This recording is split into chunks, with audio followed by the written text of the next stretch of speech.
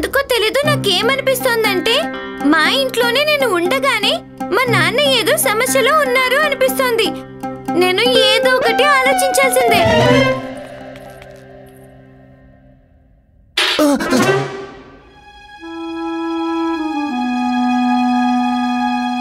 నీ పేరేమిటి? ఏం లేదు. ఏమీ లేదే నీ పేరా? లేదు లేదు, అది ఇంతవరకు ఎవరు ఇలా రాత్రి నా పేరు ఏంటని అడగలేదు కదా. నిజానికి పగలందరు నన్ను గోవింద్ అని పిలుస్తారు. గోవింద్? చాలా చక్కటి పేరు. నువ్వు నా పేరు అడగచ్చు కదా. వద్దు. అరే అడగచ్చు కదా. అడుగు అడుగు. అంటే నీకు నీ పేరు కూడా తెలీదా? నాకు తెలుసు. నాకు మాత్రమే కాకుండా ఎవరెవరికి నా పేరు తెలుసో వాళ్ళందరూ నన్ను అనంత అని పిలుస్తారు. ఎలా ఉంది నా పేరు?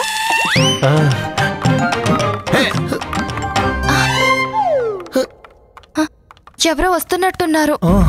అందుకని మనం ఇప్పుడు మాట్లాడకుండా నిశ్శబ్దంగా.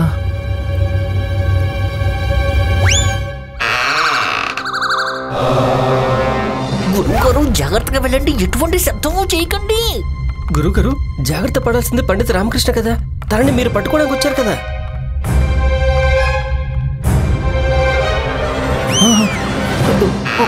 గట్టిగా చెప్పండి. జై మాతాకి. జై మాతాకి. అన్నగారు.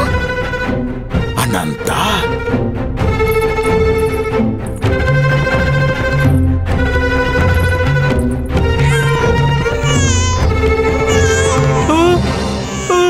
మొదలు పెట్టాడు. మనం పట్టుకోవడానికి వచ్చి మనమే దొరికిపోయాం. ఇప్పుడు ఏం చేయాలి గురువుగారు?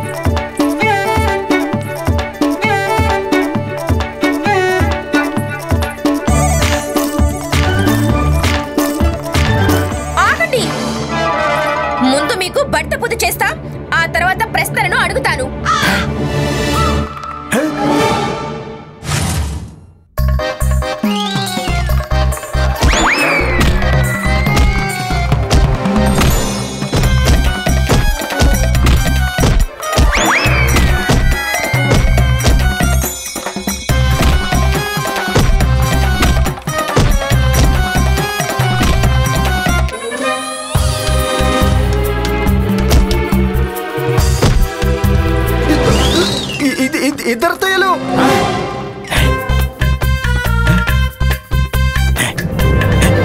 ఇంట్లోకి ఇద్దరు అత్తయ్యలు ఎలా వచ్చారు? అరే నూరు మూసుకో గోవిందు. ఇతను చెప్పేది నిజం, ఇతను చెప్పింది నిజం. ఇద్దరు అమ్మలు ఎలా ఉండగలరు?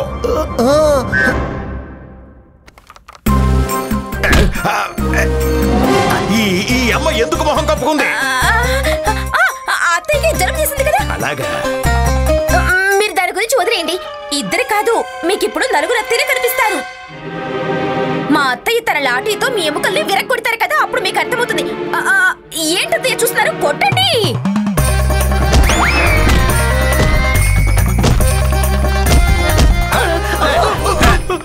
ముందు చెప్పండి, మీరు ఇక్కడికి ఎందుకు వచ్చారు?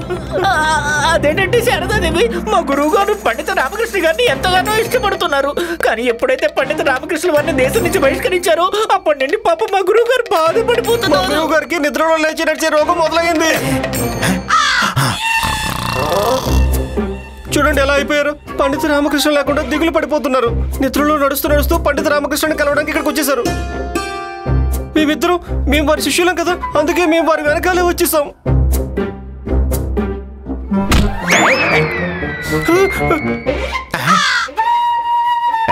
నేను ఎక్కడున్నాను? ఏంటిది గురుగారు, మీకు ఇన్ని దెబ్బలు తగిలేసరికి మీ జ్ఞాపక శక్తి పోయిందా? మీరు మర్చిపోయారా గురుగారు? మీరు నిద్రలో నడుస్తూ నడుస్తూ పండిత రామకృష్ణ ఇంటికి వచ్చేసారు. ఇది రామకృష్ణ పండితుడిల్లా? ఈవిడ అమ్మగారు, నమస్కారం చేయండి. అమ్మా అమ్మా ప్రణామాలు. రామ ఇక్కడ లేడు, విజయనగరంలో కూడా లేడు. వెళ్ళండి. ఒకవేళ తను మళ్ళీ నిద్రలో నడిస్తే తనకి నా తరపున 2 దెబ్బలు ఎక్కువ తగిలించండి.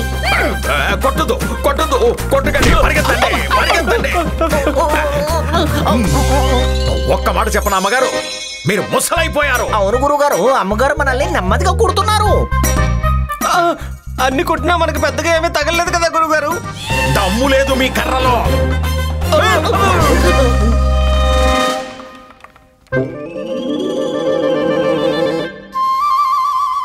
నాన్న, మీరు కాస్త తప్పించుకున్నారు, కానీ దీని అర్థం ప్రమాదం ఇక లేదు అని మాత్రం కాదు.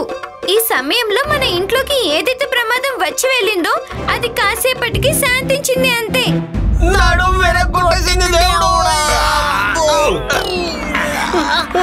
అరే అన్నగారు, ఏమైంది మీకు? ఏమీ కాలేదు. వీళ్ళని కాపాడపోయి నేను జారిపోయాను. జారిపోవడం వల్ల పడిపోయాను. పడిపోవడం వల్ల దెబ్బ తగిలింది. నువ్వు నా గురించి వదిలేయ్. ఒక విషయం చెప్పు, నువ్వు అక్కడికి ఎందుకు వచ్చావు? ఆ ముసల్ది పిచ్చిది. ఆ పిచ్చి ముసల్దాని కర్ర నీకు తగిలింది అంటే అప్పుడు ఆ అద్దానికి నేను ముఖం ఎలా చూపించగలను? అందులోనే కదా నా మొహం ప్రతిరోజు చూసుకుంటా. గురువు చెల్లెలు గారు, మీరే చెప్పండి, కర్ర దెబ్బలు తినడం కూడా ఒక అలవాటు చెప్పండి. మా గురువు గారికి అయ్యింది, మాకు అయ్యింది. మా కర్ర దెబ్బలు తినడం అలవాటు అయింది, కానీ మీరు ఇక్కడ కొత్త కదండి. అన్నగారు, నేను పండిత రామకృష్ణ ఇంటికి వెళ్ళి చూడాలనుకున్నాను, మీకు ఎల్లప్పుడూ ఎవరు కష్టం కలిగిస్తున్నారా అని. నిజంగానా? అవును, నేను అక్కడికి మీకోసం వెళ్ళాను, కానీ నాకేం తెలుసు మీరు కూడా అక్కడే ఉంటారు అని. కానీ నేను వారిని కలిశాను. ఎవరిని? నా ఉద్దేశం ఏంటంటే, నేను చూశాను. చూసావా? ఎవరిని చూసావు? తనని. తను చాలా అందంగా ఉన్నారు. తన నుదుటి మీద రాత్రిపూట కూడా తేజస్సు మెరిసిపోతోంది. తన కళ్ళైతే జ్ఞానంతో ప్రకాశిస్తున్నాయి. ఇక తన ముఖం మీద ఎంతో అమాయకత్వం. అలాగే తన అమాయకత్వం నాకు అనంత స్పష్టంగా చెప్పొచ్చు కదా నువ్వు రామకృష్ణ పండితుడిని చూశాను అని. పండిత రామ? ఎవరో ఒకరిని చూశాను. ఎవరినో ఒకరిని చూసావా? లేదు, నువ్వు రామకృష్ణ పండితుడినే చూసుంటావు. అంటే దీని అర్థం మహారాజు తనకి ఉండడానికి ఏదైతే ఇల్లిచ్చారో దాన్ని దాక్కోవడానికి ఉపయోగిస్తున్నాడా? ఏం పర్లేదు, వదిలే. నువ్వు ఒక పని చేయమ్మా, ఇప్పటికీ చాలా ఆలస్యమైంది. వెళ్ళి విశ్రాంతి తీసుకో.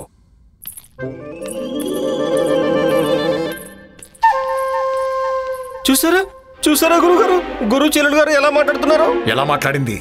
ప్రతిరోజు ఎలా మాట్లాడిందో అలాగే మాట్లాడింది. మాకేమర్థమైందంటే మీరు గురు చెల్లెలు గారి మాటలు విన్నారంతే. ఆవిడ మొహంలోని ఆ సిగ్గును చూడలేదు.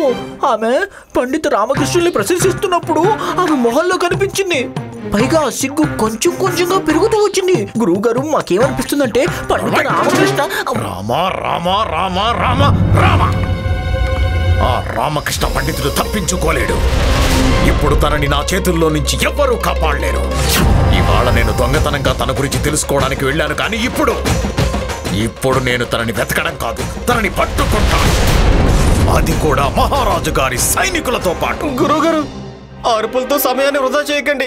ఏం చేయాలన్నా వెంటనే చేయండి, లేకపోతే ఎవరికి తెలుసు పండిత రామకృష్ణ అమాయకులైన మీ చెల్లెల్ని తన మాటలతో మైపెట్టి తుర్రుమంటాడేమో. అవును గురువు గారు, మీరు తొందరపడక తప్పదు. ఎందుకంటే పండిత రామకృష్ణ మీకంటే ఎక్కువ తెలివైన వాడు, మీకంటే ఎక్కువ ఆలోచిస్తాడు. నేను ఉదయాన్నే మహారాజు గారికి అంతా చెప్పేస్తాను.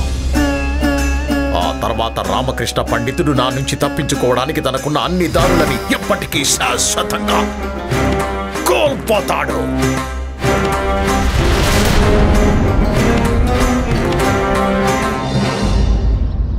మీ తలను వదిలి ఈ నీళ్లను తాగండి. చల్లటి నీటిని 2 చుక్కలు తాగి గురువర్యులు మీ సమక్షంలో ఏదైతే సందేహాన్ని ఉంచారో ఆ సందేహాన్ని మీ మనసు నుండి తీసేయండి.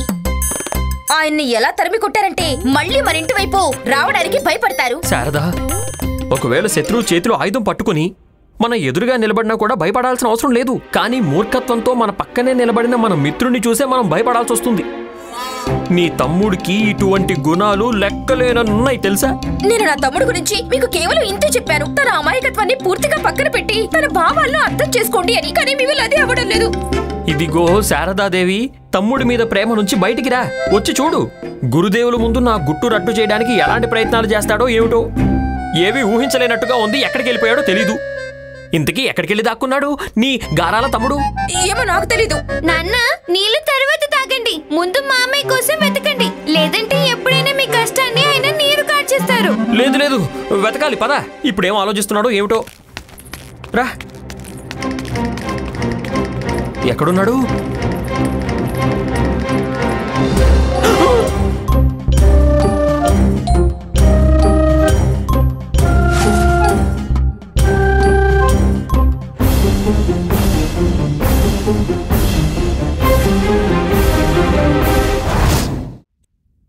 ఆహాహాహా, నా జీవితాన్ని తలకిందులు చేసింది కాక నువ్వు కూడా తలకిందులుగా ఉన్నావా? నా తమ్ముడి మీద కోపగించుకోకండి.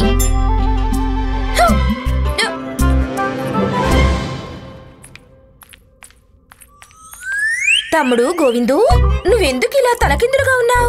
ఏం లేదక్క, ఎవరైనా నా మీద అరిచినప్పుడు ఎందుకో తెలీదు నాకు తలనొప్పి మొదలవుతుంది. పిచ్చివాడు పరిహాసం చేస్తున్నాడు. ఎవరికైతే తల ఉంటుందో వారికే కదా తలనొప్పి వస్తుంది. గోవిందు, తలనొప్పిగా ఉందన్నావు, అది నాకు అర్థమైంది. కానీ తలనొప్పి అని తలకిందులుగా ఎందుకున్నావో చెప్పు. అది నేను తలనొప్పి కోసం మందులు వేసుకున్నాను. అది తలకి బదులుగా కడుపులోకి వెళ్ళిపోతుందేమో అని నేను ఇలా ఉన్నాను. శారదా, మీ తమ్ముడికి నేను చెప్పేదేమో ఇంత, కానీ తను అర్థం చేసుకునేదేమో ఎంతో. నేను మీకు ఎన్నిసార్లు చెప్పాలి? నా తమ్ముడు అందరిలాంటి వాడు కాదు. ఇక ఇటువంటి వాళ్ళ గురించి ప్రపంచం ఎప్పుడు తప్పుగానే మాట్లాడుతూనే ఉంటుంది. ఎవరు అర్థం చేసుకుంటారని నేను అర్థం చేసుకుంటానుగా, కానీ నువ్వే అర్థం చేసుకోవట్లేదు. వేరుగా ఉండడం వేరే విషయం, కానీ తలకిందలుగా ఉండడమే తిరకాసు విషయం. బావగారు, మీరు అస్సలు చింతించకండి. ఈసారి ఎలా ఆలోచించానంటే అది మీకు తెలిస్తే మీరు కూడా ఆలోచిస్తారు. ఈ ఆలోచన నేను ఎలా ఆలోచించానని. ఈ విషయాన్ని ప్రతిసారి ఆలోచిస్తాను గోవిందు, నువ్వు ఎలా ఆలోచిస్తావా అని. ఇంతకీ ఈసారి ఏం ఆలోచించావు? నేను దండోరా వేసి మొత్తం విజయనగరం అంతా చెప్తాను. వినండి వినండి, మా ఇంట్లో ఉన్నది మా బావగారు కాదు, శారద భర్త కాదు, అలాగే పండిత రామకృష్ణ కాదు అని. భగవంతుడా, నేను చెప్పానా వీడు నన్ను ఇంట్లో ప్రశాంతంగా ఉండనివ్వడం చెప్పానా? నువ్వు బయటికి వెళ్ళకూడదు. నువ్వు విన్నావు కదా, తను బయటికి ఎక్కడికి వెళ్ళడానికి వీల్లేదు. విన్నావుగా, నువ్వు బయటికి వెళ్ళకూడదు. ఇప్పుడే చెప్తున్నాను, తన బుర్రను కూడా ఉపయోగించకూడదు. నువ్వు ఏమీ ఆలోచించకూడదు.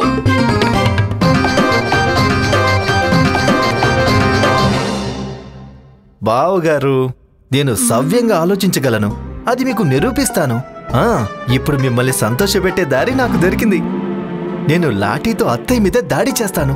ఆ తర్వాత బావగారి మొహంలో చిరునవ్వు కనిపిస్తుంది.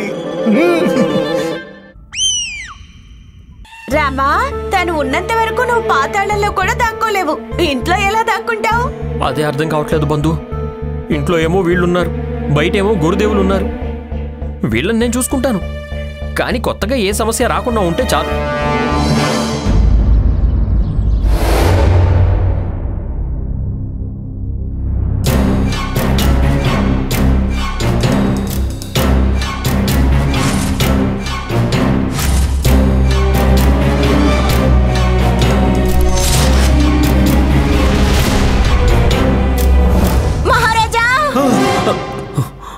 ఎవరు?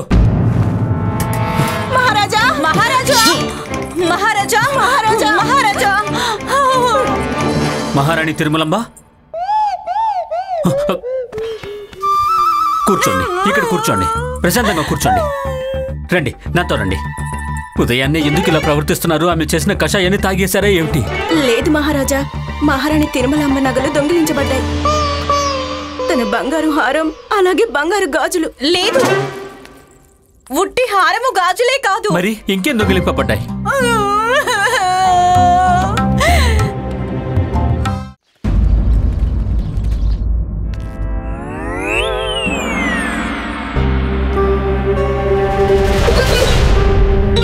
ఈ మామయ్య ఏం సమస్య తీసుకురాబోతున్నారు?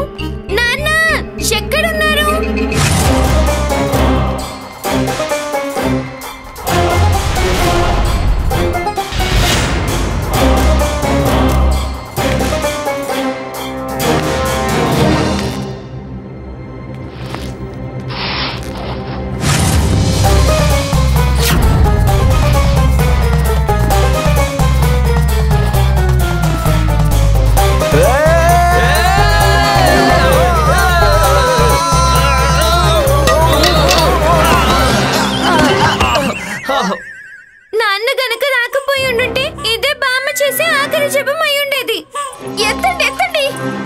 ఎవరు ఎవరినెత్తాలి? ఇద్దరం పడిపోయాం కదా. అరే మీరిద్దరు ఒకరిని ఒకరు ఎత్తండి. లే లే లే. ఇంతకు మీరు ఏం చేయాలనుకున్నారు? ఇదిగో శారదాదేవి, అన్ని ప్రశ్నలు నన్నే అడుగుతావా? కొన్ని ప్రశ్నలు నీ తెలివైన తమ్ముడిని కూడా అడుగు. అక్క, నేను అత్తయ్యకి సహాయం చేయాలనుకున్నాను. మధ్యలో బావగారు అడ్డుపడ్డారు. ఓయ్, నేను గనక మధ్యలోకి రాకపోయి ఉంటే ఈ పాటికి అమ్మ మన మధ్యలో లేకుండా పోయేది. శారదా, తను అమ్మని కర్రతో కొట్టబోయాడు. నేను కొట్టాలని అనుకోలేదు, కేవలం కొడుతున్నట్టు నటించానంతే. ఎందుకు? నేను ఈ అడుగు అత్తయ్య గారి గురించి ఆలోచించి ఆ తర్వాత వేశాను. నాకు పూర్తి నమ్మకం ఉంది అత్తయ్య గారు మళ్ళీ మాట్లాడగలరని. ఎందుకంటే నేను అత్తయ్య గారి సంకేతాలలో అణిగి ఉన్న ఆమె గొంతును విన్నాను. ఆహా, చూసావమ్మా, ఈ మహానుభావుడు నీ గొంతు విన్నాడంట. ఇంతకీ ఏ విధంగా అమ్మ గొంతుని రప్పిస్తావు? నా చిన్నప్పుడు మా గురువు గారికి ఒక శిష్యుడు ఉండేవాడు. తను పాపం నడవలేకపోయేవాడు. అప్పుడు ఉన్నట్టుండి ఒకరోజు గురువు గారు ఒక యుక్తి ప్రయోగించారు. ఒక లాఠీ తీసుకొచ్చి దాడి చేస్తున్నట్టు ఆయన నటిస్తూ ఆ శిష్యుడు వెనక పరిగెత్తారు.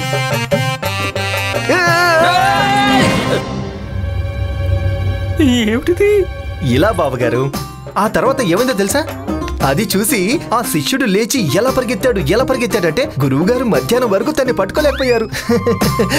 అందుకని నేను అనుకున్నాను, నేను కూడా అత్తయ్య గొంతును అదే విధంగా తిరిగి తీసుకురావాలని.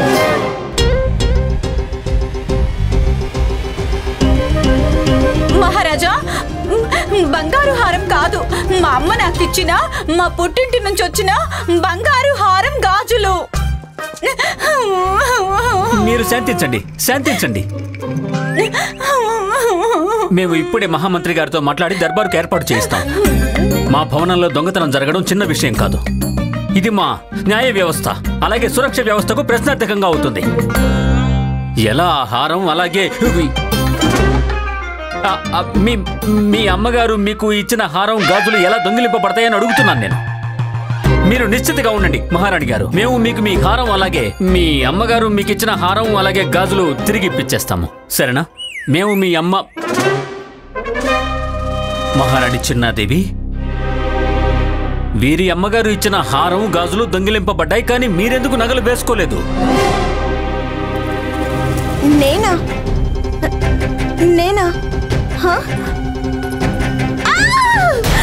నా నగలు మహారాజా, నా చెవిదిద్దులు, నా భుజబందులు, నా హారం, నా గాజులు. మహారాజా, నా నగలు. మహారాజా, నేను నా నగలను విరిగిపోనంత వరకు ఎప్పుడు తీయను. విరిగిపోకుండా నగలు ఎలా పోయాయి మహారాజా? మహారాణి చిన్నాదేవి, మీరు మీ నగలను తీయలేదు, అలాగే అవి విరిగిపోలేదు కూడా. అంటే మీ నగలు కూడా దొంగిలింపబడ్డాయా? దొంగిలించబడ్డాయా? శాంతించండి మీరిద్దరూ. ఎవరక్కడ? మీరిద్దరూ శాంతించండి. రాజభవనం నుండి ఎవరు బయటికి వెళ్ళకూడదు. ఆజ్ఞ మహారాజా. మహారాజా, మీకోసం గురువు తాతాచార్యులు వారి సందేశం వచ్చింది. వారు ఏదో పని మీద మీకోసం దర్బార్లో ఎదురు చూస్తున్నారు. వారు మిమ్మల్ని ఒంటరిగా కలవాలని ఎదురు చూస్తున్నారు. రాజదర్బార్కి ముందే వారు మమ్మల్ని కలవడానికి వచ్చారా? ఏ విషయం గురించి? నేను మహారాజు గారికి సూచన అందిస్తాను. రామకృష్ణ పండితుడు రాజకీయ ఆదేశాన్ని ఎగతాళి చేశాడు. అసలు విజయనగరం విడిచి వెళ్ళనే లేదు అని. అంతే. ఆ తర్వాత మీరు చూడండి ధనిమణి, నేను చెప్పిన తర్వాత మహారాజు గారు అగ్గి మీద గుగ్గిలమవుతారు. ఆ తర్వాత నేను నిప్పుల్లో ఆజ్యం పోస్తాను. మహారాజు గారికి చెప్తాను, మహారాజా అలా చేయడం రాజకీయ అవమానం. మీరు రామకృష్ణ పండితుడికి ఈ రాజకీయ అవమానానికి కఠినమైన శిక్ష విధించాలి.